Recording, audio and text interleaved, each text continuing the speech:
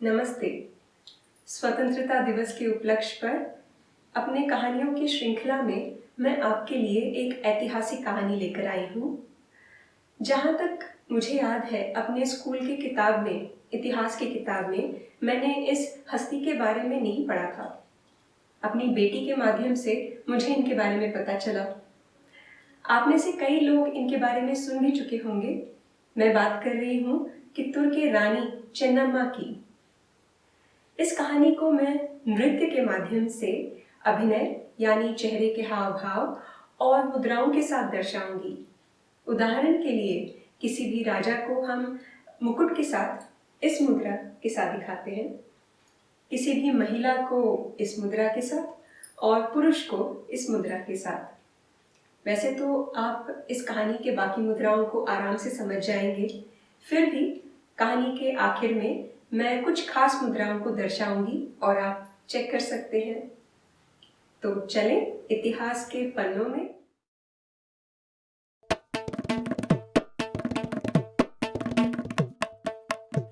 सन 1778 में भारत के कर्नाटक राज्य में बेलगावी या बेलगाम जिले के काकाती गांव के मुखिया के घर एक बेटी जन्मी, जिसका नाम रखा गया चेन्नम्मा।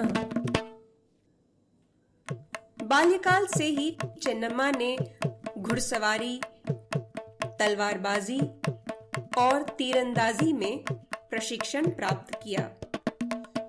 गांव के लोग उनकी बहादुरी की प्रशंसा करते थे। 15 वर्ष की आयु में उनका विवाह कित्तूर के राजा मलसर्ज से हुआ। वे राजा की दूसरी पत्नी थीं। कुछ ही दिनों में रानी चेन्नम्मा ने राजा की पहली पत्नी रानी रुद्रम्मा और उनके बेटे शिवलिंग रुद्रसर्ज का दिल जीत लिया। जब कुछ साल बाद रानी चेन्नम्मा को एक बेटा हुआ, उन्होंने अपने पुत्र और सौतेले बेटे के बीच अंतर नहीं किया और दोनों को एक समान लाड़ प्यार दिया। कित्तूर एक छोटा स्वतंत्र राज्य था जो बड़ा संपन्न था। राजा मलसर्ज रानी चेन्नम्मा की राजनैतिक कुशलता से अत्यंत प्रभावित थे और राज्य के शासन प्रबंध में रानी का सलाह लिया करते थे। रानी चेन्नम्मा ने अपने प्रजा के कल्याण में व्यक्तिगत रुचि ली। उनका स्नेह जाति धर्म के भेदभाव से परे था।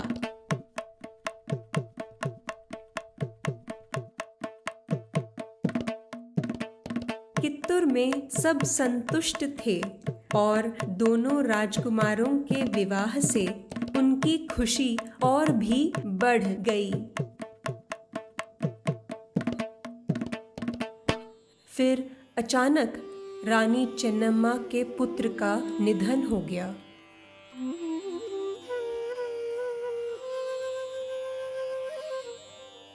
इस गहरे सदमे से रानी लगभग टूट गई, लेकिन राजा मलसर्ज के सहारे से उन्होंने अपने आप को संभाला और कित्तूर वासियों के देखभाल में अपना ध्यान केंद्रित कर दिया। फिर एक दिन जब राजा मलसर्ज को मराठा के पेशवा ने धोखे से बंदी बना लिया,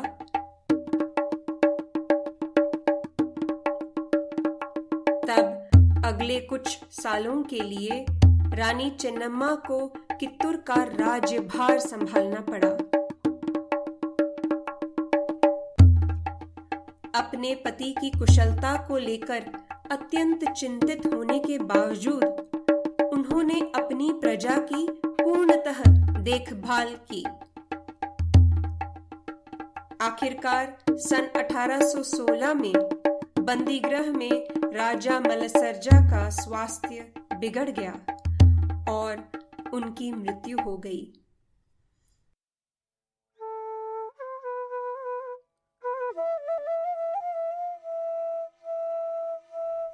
ऐसे दर्दनाक समय में रानी चेन्नम्मा ने अपना मनोबल टूटने नहीं दिया और कित्तूर की स्वाधीनता की रक्षा को ही अपने जीवन का उद्देश्य बना लिया। उन्होंने कित्तूर की गद्दी पर सौतेले पुत्र शिवलिंग रुद्रसर्ज को बिठाया, परंतु रुद्रसर्ज के अस्वस्थ रहने के कारण शीघ्र ही उसकी भी मृत्यु हो गई।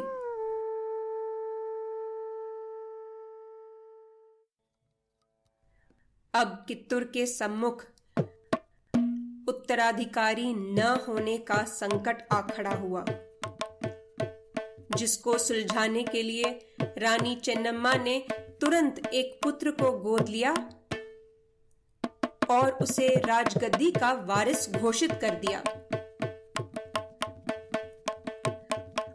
उन दिनों पूरे भारत में अंग्रेजों का राज फैल रहा था और उन्होंने रानी चेन्नम्मा के इस घोषणा को स्वीकार नहीं किया।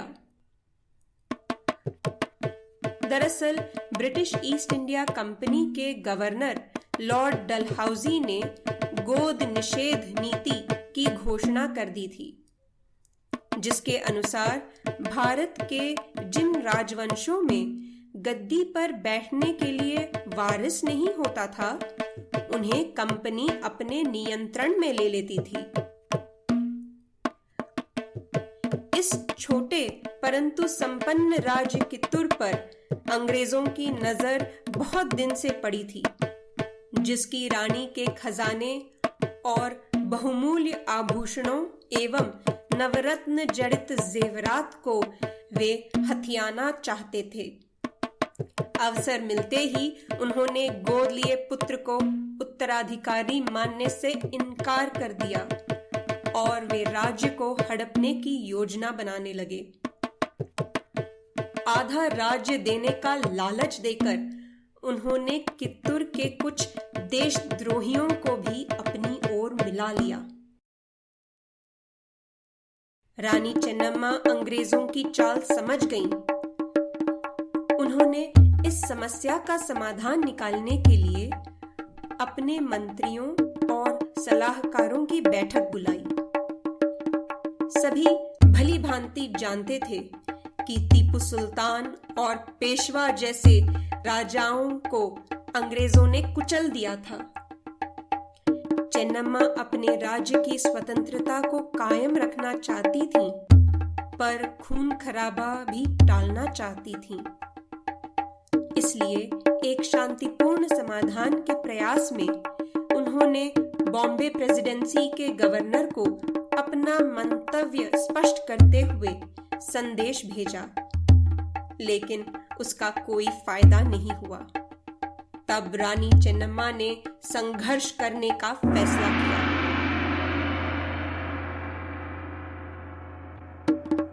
कित्तूर वासियों को सचेत करते हुए अपने सरदारों और दरबारियों के सामने रानी ने घोषणा की कि कित्तूर झुकेगा नहीं। उसका एक सिपाही अंग्रेजों के 10 सिपाहियों के बराबर था, जो अपनी धरती की रक्षा के लिए अंतिम क्षण तक लड़ेगा।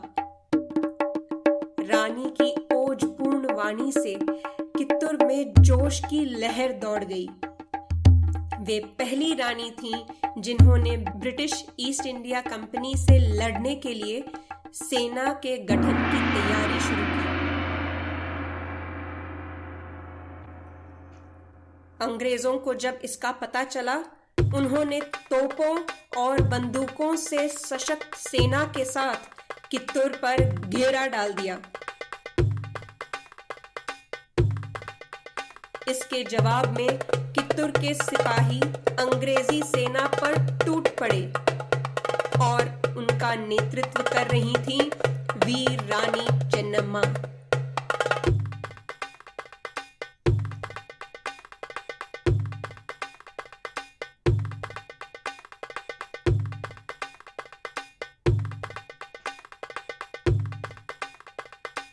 रानी चेन्नम्मा का रूप उनके साहस और दृढ़ संकल्प का परिचय दे रहा था।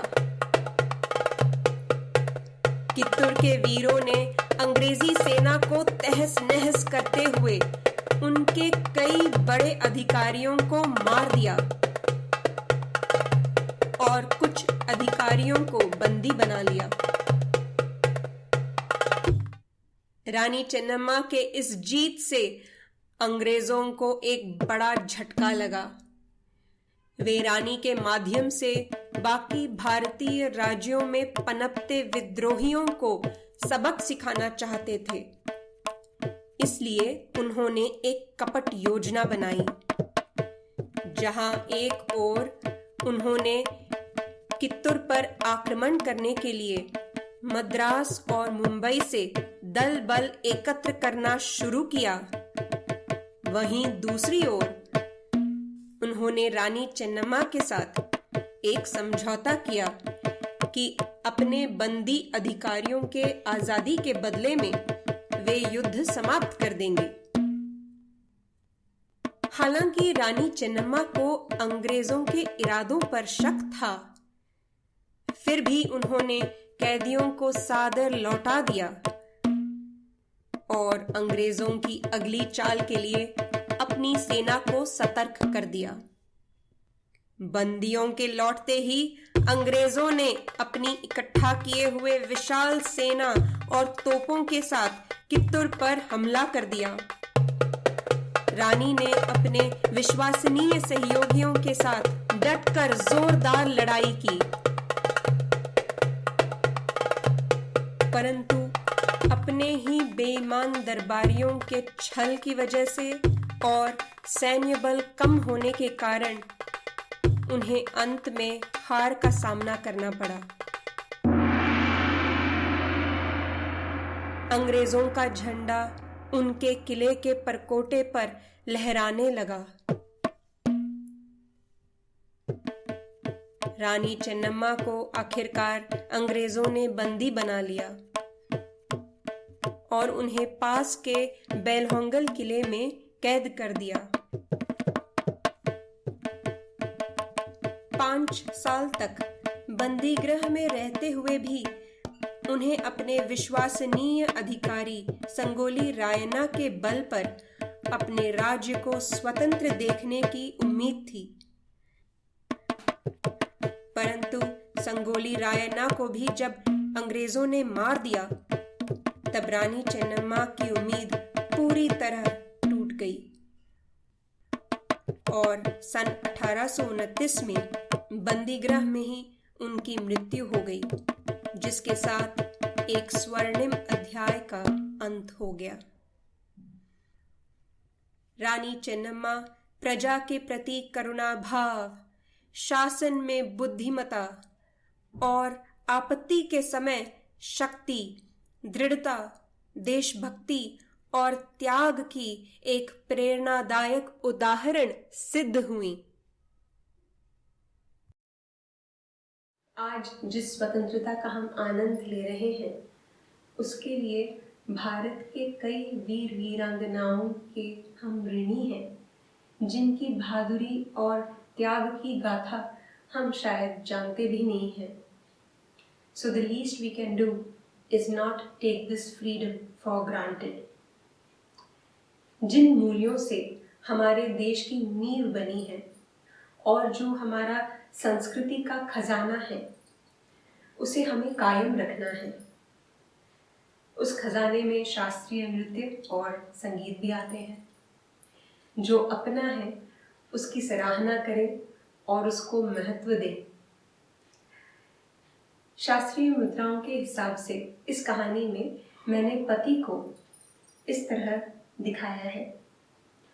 अब इसी मुद्रा को अगर मैं बाण के साथ दिखाऊं तो ये धनुष बन जाता है। इस कहानी में तोप का जिक्र किया है मैंने, तो तोप को मैंने सोच के अपने से इस तरह दिखाया है। उसका जो मुंह है उसको ऐसे और उसको पहियों के साथ। उम्मीद है आपको ये प्रस्तुति अच्छी लगी। अगर अच्छी लगी तो मैंने कुछ और भी कहानियों को अपलोड किया है, उन्हें भी आप देख सकते हैं। और मेरे चैनल को आप सब्सक्राइब भी कर सकते हैं ताकि मेरे आने वाले अपलोड्स का आपको नोटिफिकेशन मिल जाए। कुछ ऐतिहासिक, नैतिक और रोमांचक कहानियों के साथ मैं फिर लौटूंगी। तब तक के लिए नमस्ते।